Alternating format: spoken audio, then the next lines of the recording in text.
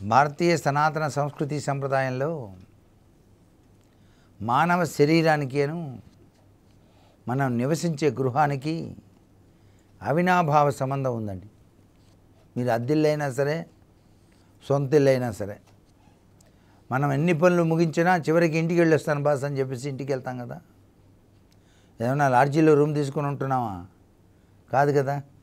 బయట అద్దిల్లు లేకపోతే సొంత ఇల్లు. ఎన్ని పనులున్నా చివరికి గూటికి పక్షి చేరాల్సిందే. గూటికి పక్షి చేరుతుంది ఎక్కడెక్కడికో తిరిగి. మనం కూడా అంతే. అయితే ఇంటికి వచ్చే ముందు మనం పాటించవలసిన నియమాలు కొన్ని ఉన్నాయి. ఒట్టి చేతులతో ఇంటికి వెళ్ళరాదు. ఇంట్లో పిల్లలు ఉంటారు, భార్య ఉంది, వాళ్ళకి ఆనందం కలిగించే విధంగా మనం ప్రవర్తించాలి. కాబట్టి కనీసం మల్లెపూలు వచ్చే కాలం కాబట్టి మల్లెపూల దండ మీ శ్రీమతి గారికి తీసుకెళ్ళాలి.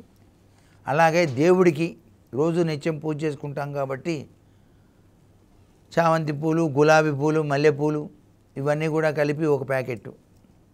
చిన్నపిల్లలు ఏడవకుండా వాళ్ళకి ఏదో బిస్కెట్ ప్యాకెట్టు ఏదో ఒకటి తీసుకొని వెళ్ళాలి. ఎండాకాలం కాబట్టి పుచ్చకాయ మొక్క అయినా సరే ఓ పుచ్చ మొక్క కోసి దాన్ని ప్యాకెట్ చేసి అందంగా బంగారు తల్లి తీసుకోమ్మా అని ఇంట్లోకి వెళ్ళగానే ఆ అమ్మాయి ఆనందంగా అంటుంది.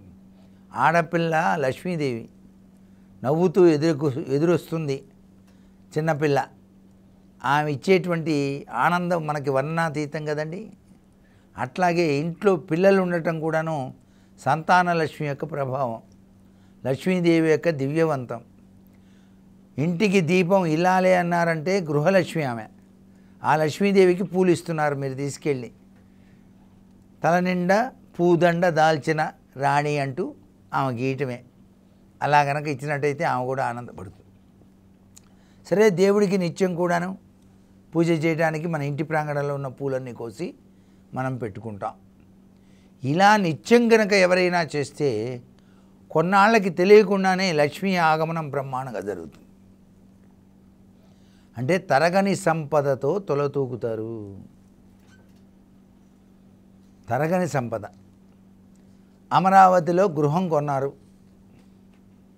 ఇంకా డెవలప్మెంట్ ఏం కాలేదండి, ఇప్పుడే స్టార్ట్ అవుతుంది, ఇంకా 10 ఏళ్ళు పట్టచ్చు అంటారు ఒకళ్ళు. అయ్యో అనవసరంగా కొన్నామా అని ఫీల్గా ఒక్కర్లే.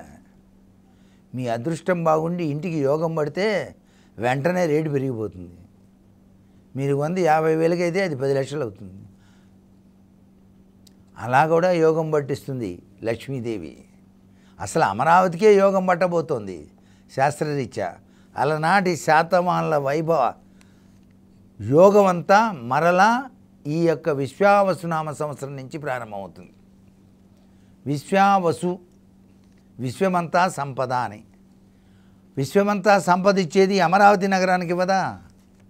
అందుకని అమరావతి నగరానికి ఇస్తుంది. దాంట్లో మాత్రం ఎటువంటి సందేహం లేదని చెప్పవచ్చు ఇక్కడ. అలాగే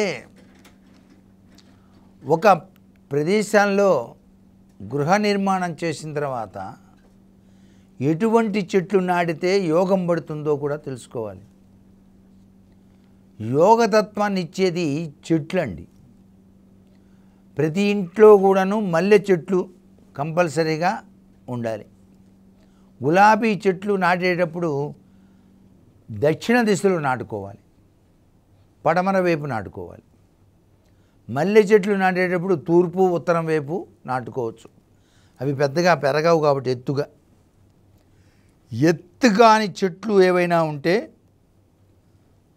ఎత్తుగా లేని చెట్లు ఏవైనా సరే ఉత్తరం తూర్పు వైపే పెంచాలి. ఎత్తుగా పెరిగేటువంటి చెట్లు మాత్రం పడమర లేక దక్షిణం వైపు పెంచుకోవచ్చు. అలాగే ఉసిరిక చెట్టు, మారేడు చెట్టు, ఈ 2 చెట్లు కూడా ప్రతి ఇంట్లో ఉంటే చాలా ఐశ్వర్యం. ఐశ్వర్యం అంటే మనం కార్తీక మాసం వచ్చిందనుకోండి, సాక్షాత్తు విష్ణుమూర్తి పూజ చేయాలంటే విష్ణుదేవునికి ప్రీతికరమైనటువంటి లక్షణం ఉన్నటువంటి వృక్షం అదే కదండి. ఆ ఉసిరిక 100 రోగాల పెట్టు. రోగాలన్నింటినీ నాశనం చేసే శక్తి ఒక్క ఉసిరికకు ఉంది. అందుచేత ఉసిరిక చెట్టుకు పూజ చేయటం. అట్లాగే అరటి చెట్టు పెంచాలి అనుకుంటే ఇంటికి ఆగ్నేయ దిశలో ఖాళీ స్థలం కనుక ఉంటే అరటి చెట్టు, అట్లాగే వివిధ రకాలైనటువంటి పండ్ల చెట్లు కూడా మనం పెంచవచ్చు. మారేడు చెట్టుని పడమర దిశలో పెంచడం మంచిది. పడమర వాయువ్యంలో వేసి ప్రతినిత్యం గనక ఓ చెంబెడు నీళ్లు గనక పోస్తే ఆ సర్వేశ్వరుడు తన దివ్యవంతమైన అనుగ్రహ కరుణాకటాక్ష వీక్షణాలని ప్రసరింపజేస్తాడు. తుమ్మి పువ్వులు తెచ్చి నీకు తుష్టుగా చేద్దామంటే. తుమ్మి పూలు ఎంత ఇష్టమో పరమేశ్వరుడికి. మీ ప్రాంగణంలో చక్కగా తూర్పు ఉత్తరం ఎటైనా సరే చిన్న కుండీలో తుమ్మి పూల చెట్టును పెంచండి.